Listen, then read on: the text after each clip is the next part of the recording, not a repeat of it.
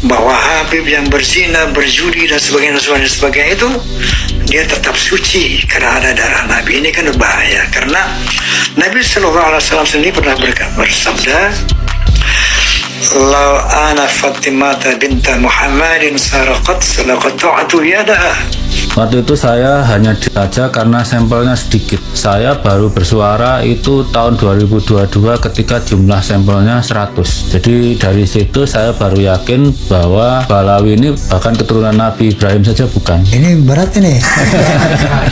Assalamualaikum warahmatullahi wabarakatuh. Jumpa lagi di channel Messenger Official.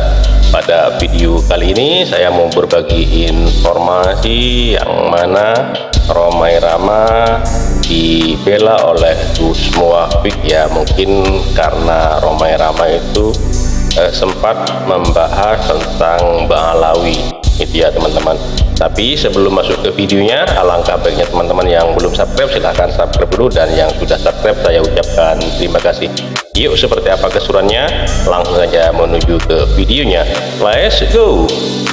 Kali ini saya katakan, Wallahilazim, tidak ada kebencian saya sedebu pun kepada para habaib sekarang ini, ya, kecuali sebuah keikhlasan ingin berbagi.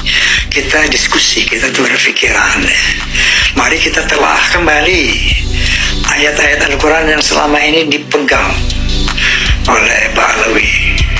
Ayat-ayatnya selama ini ditafsirkan berbeda oleh kelompok Balawi, sehingga ini kalau tidak dibukakan seterang benderang makna daripada ayat ini, sebagaimana saya katakan tadi, bahwa 50 tahun lebih ternyata doktrin ini masih eksis sampai sekarang, bahwa Habib yang berzina, berjudi dan sebagainya itu dia tetap suci karena ada darah Nabi. Ini kan berbahaya karena Nabi SAW sendiri pernah bersabda, "Lau ana Fatimah binta Muhammadin saraqat salaqata'tu yadaha." Seandainya Fatimah binti Muhammad mencuri, aku akan potong tangannya. Jadi tidak ada privilege buat keturunan Nabi. Sebagaimana yang Rasulullah SAW menyatakan, "La fadla li'arabiyyin ala ajamiyyin illa bitaqwa." Tidak ada kelebihan bangsa Arab dari yang bukan Arab kecuali takwa. Itu sangat-sangat relate dengan firman Allah Subhanahu wa taala, "Inna akramakum indallahi atqakum." Ketinggian derajatmu di sisi Allah adalah takwamu. Jadi dengan hati yang putih dan tulus, saya hanya ingin mengajak teman-teman dari Balawi, para habaib ya, mengkaji kembali ayat-ayat yang selama ini mereka menurut saya disalah tafsirkan, sehingga muncul arogansi yang sebetulnya ini dilarang oleh Allah dan Rasulnya sendiri. Seperti itu, Ustaz. Apa motivasi antum kemudian bisa terjun ke kancah polemik nasab ini? Waktu itu saya hanya saja karena sampelnya sedikit. Saya baru bersuara itu tahun 2022 ketika jumlah sampelnya 100. Jadi dari situ saya baru yakin bahwa Balawi ini bahkan keturunan Nabi Ibrahim saja bukan. Ini berat ini. Ini berat ini. Karena datanya ada. Kalau kita bicara sains semuanya harus terukur. Jadi dari DNA mereka itu tidak menampakkan bahwa mereka itu sepupu dari Bani Cohen. Makanya dari sini kita bisa menggunakan hukum fikih produksi NU tahun 2004 ya kalau nggak salah, bahwa tes DNA itu tidak bisa dipakai menetapkan nasab, tapi bisa dipakai menolak nasab. Apakah haplogrup J itu dapat menentukan seseorang sayyid? Karena dalam haplogrup J1 strip J2 terdapat dari etnis lain. Seorang kakek kalau J ya keturunannya J semua, tapi cabangnya mana akan membentuk sendiri-sendiri. Teori baru itu tidak selalu menggugurkan yang lama, bisa jadi malah menguatkan. Dan kalau Anda nggak percaya genetika, kenapa ke dokter kalau sakit? Itu kita bisa anggap Balawi sampai Robito Alawiyah mengeluarkan data bantahannya. Data itu ditindih data, bukan data dilawan dengan narasi, cuma nunjukkan nggak benar, yang benarnya nggak ditunjukkan. Ada yang beramal, ada permainan,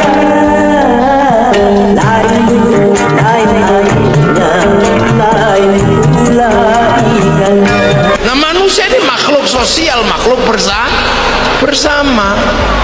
Makanya kemarin saya lihat ada orang yang mengolok-olok Rhoma Irama itu. Saya sedih.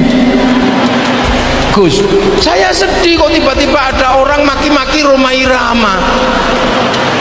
Saya itu sedih begitu Rhoma Irama dimaki itu. Kenapa?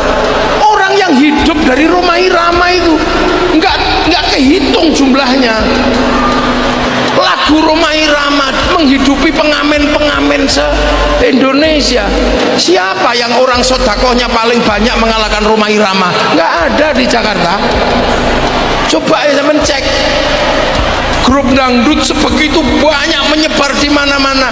Itu hidup karena lagunya Rhoma Irama. Loh, itu dia mikir dengan darah, dengan air mata Rhoma Irama itu sampai punya lagu. Habis itu lagunya dimainkan oleh pengamen-pengamen yang setiap hari dengan lagu Rhoma Irama bisa mendapatkan uang 100.000, dibawa pulang anaknya bisa makan, dibawa ke sekolahan anaknya bisa bayar SPP. Itu berapa yang hidup dari lagunya Rhoma Irama? Tiba-tiba ada orang mengatakan Rhoma Irama diolok-olok. Saya nggak terima itu termasuk, karena saya bukan semata-mata apa. Kalau dalam tradisi santri, hidupnya Rhoma Irama itu menghidupi jutaan orang Indonesia. Coba kalian cek di lapangan. Sodik Monata itu bisa hidup karena lagunya Rhoma Irama. Imron Sadewo hidup karena lagunya Rhoma Irama.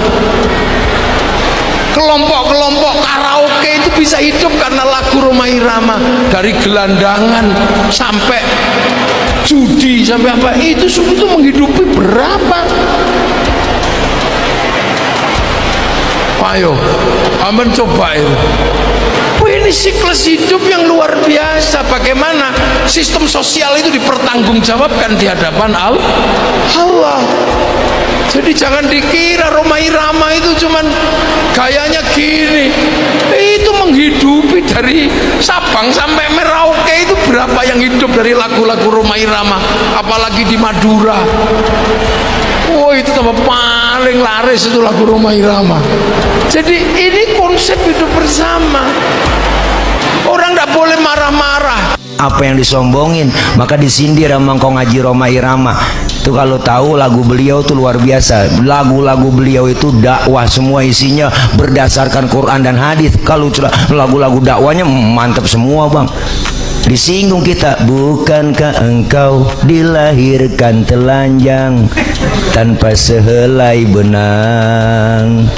Kemudian berkat rahmatnya Tuhan kau bisa jadi orang. Tak malukah, tak sadarkah kau kira dirimu siapa? Jadi itu ya teman-teman, Gus Muwafiq mengatakan siapa, ada kemarin yang mengolok-olok Rhoma Irama, siapa yang lebih banyak tokohnya daripada Rhoma Irama. Jadi Rhoma Irama itu bisa menghidupi, bisa bersedekah di Indonesia ini lewat lagu-lagunya. Kata si Gus Muwafiq, ya orang ngamen membawakan lagunya Rhoma Irama bisa mendapatkan uang, bisa beri makan keluarganya, bisa menyekolahkan anaknya gitu ya teman-teman. Dan di video ini ya memang Rhoma Irama itu bersumpah sedikit pun tidak ada kebencian kepada para habaib yang ada sekarang ini katanya ya. Dan bahkan di situ Rhoma Irama bertanya kepada Ustadz ya tentang Ba'alawi, dan Ustadz itu menerangkan bahwa Ba'alawi itu katanya itu bukan keturunan Rasulullah gitu ya teman-teman. Jadi hanya seperti itu ya teman-teman yang bisa saya sampaikan. Mohon maaf apabila ada kata-kata yang salah, yang kurang berkenan, mohon dimaafkan. Dan buat teman-teman yang baru menemukan channel ini, mohon dukungannya dengan cara subscribe, like, comment, and share, dan nyalakan loncengnya agar tidak ketinggalan video-video menarik lainnya. Terima kasih, sampai jumpa di video selanjutnya. Wassalamualaikum warahmatullahi wabarakatuh.